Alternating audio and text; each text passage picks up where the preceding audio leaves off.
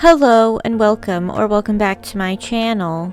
My name is Lex, and on today's broadcast, we will examine what happens when the character of someone is shown through their constant lying, poor attitude, and mountains of failure. Today, we will look at Meghan Markle's fall from grace and how her reputation has taken more hits than the live-action Snow White movie. She was born in August 1981, and her father, Thomas Markle, was a lighting director on the television drama General Hospital. Her acting career, however, was rather unremarkable according to her IMDb page, often credited with background roles, but having a major role occasionally. She is perhaps most well known for her performance as Rachel Zane in the legal drama Suits. In 2018, she married Prince Harry, and for many, it was nice to see him finally settle down. However, this happily ever after, this fairy tale, would very soon fall apart. In early 2020, the couple announced that they were stepping down from the British royal family,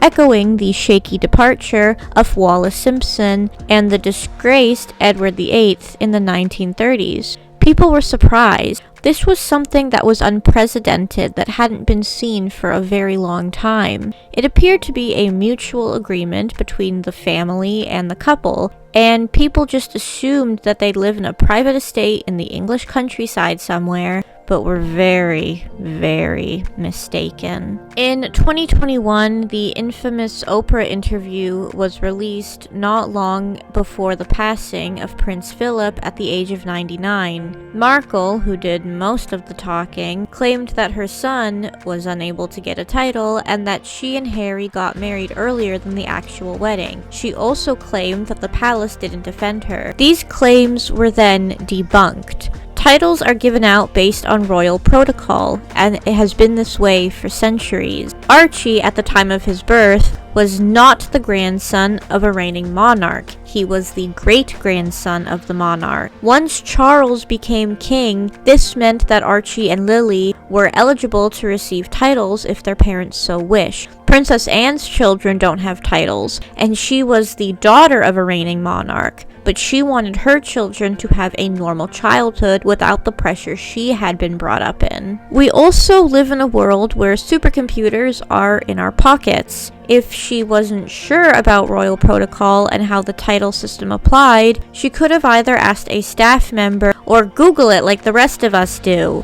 The early wedding claims were also debunked by the Archbishop, who said that if the wedding happened like Markle claimed it did, then it would be illegal. Why lie about when you got married? What do you have to gain from that? Why drag other people into it? There were also stories coming out from alleged former staff of Markle that she did not treat them very well. Stories that have continued to pile up as she has left the royal family, all worse than the last. Another blow to both Harry and Meghan's reputation was the hypocrisy that kept coming out of them. The reason they left the royal family was supposedly due to privacy reasons. Yet they sign with Netflix and Spotify, get book deals, and even do a faux royal tour in Nigeria. A Spotify executive who would have been informed of the backfires with Markle and her Archetypes podcast called the pair grifters, and that is not a good sign if a company wants to work with them and sees that an executive is saying that about them. These are things that a private person just would not do, and South Park parodied this in the Worldwide Privacy Tour episode where the Prince and Princess of Canada go around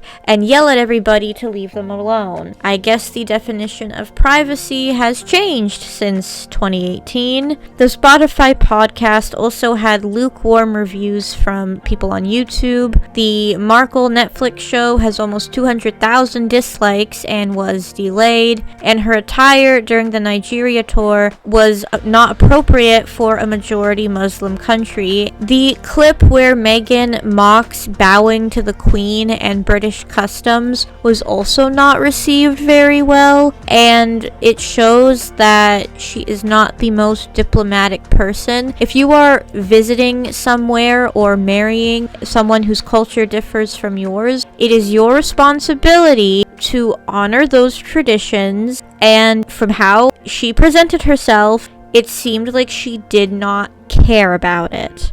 The two have also been labeled as disaster tourists for only showing up at tragic events when cameras are around and drawing attention to themselves rather than the tragic event. It's not like Princess Diana or the Queen, who used their positions to help the causes they turned their attention to. Markle and Harry, given everything that's happened with the failed Netflix shows and the executive calling them grifters, it shows that they harm more than they help, and everything that they get involved with appears staged. And there is also the situation where Meghan and Harry named their daughter Lilibet Diana. Now, Lily was born in 2021, and this would have been after everything hit the fan when Harry and Meghan bashed the royal family. Now, to me, it doesn't make sense, because why would you name your child after someone who represents an authority that you've claimed dissatisfaction with? That's like if I were to name my child pre-algebra. It doesn't make any sense, and it looks like yet another contradiction to their claims. It's like nothing happened. There was a Vanity Fair article published less than a month ago which also reveals a lot about the sour character of Markle, and she is reportedly in a bad place, and it just seems that everything that she and Harry get involved with is leaked to the press. And again, no privacy. It doesn't make any sense. Worldwide privacy tour. And to her feeling bad, allegedly, maybe the royal family, Queen Elizabeth, her grandmother-in-law, felt terrible when the Oprah interview went out. And do you think she was in a good place, as her husband was literally on his deathbed, and then all those things came out that half of them turned out to not even be true? Do you think Catherine would be in a good state if she read all the nasty comments that the sugar fan base said about Louis during the Platinum Jubilee? It's the constant woe is me attitude. It's the deflecting the blame, and it's the lack of authenticity from Markle and her projects that turn people off her. It's all staged, it's all fake, and nobody seems to have anything positive to say about her. I find her and Harry's hypocritical, inaccurate actions that I have found based on my own research and deep dive to be, well, repulsive. There was Diana, who shook the hands of the ill and hugged children who had nobody, and Queen Elizabeth II, who was devoted to her country until the very end. They did a lot of good things, but I cannot name one good thing that Markle has done either during or after her time with the royal family, and that is during my lifetime. And honestly, I don't think anyone really knew who she was as an actress until she married Harry, unless you watched Suits.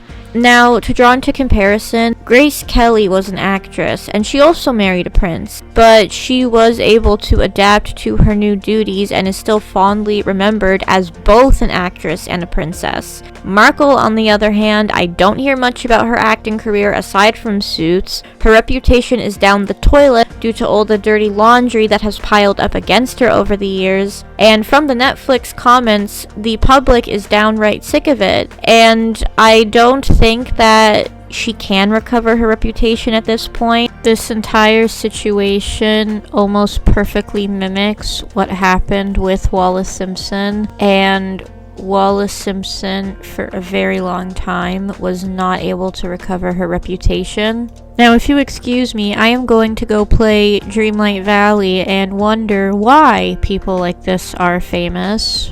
Thank you so much for watching. If you enjoyed the video and want to see more of my content, then please subscribe to Sweet Histortea, a channel full of random facts, lots of sparkles, and tons more videos to come in the future. Thank you so much again for watching, and until next time, bye-bye!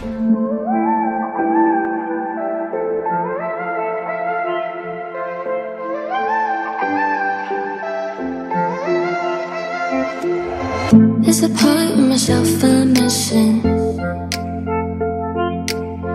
Now I got a lot to learn.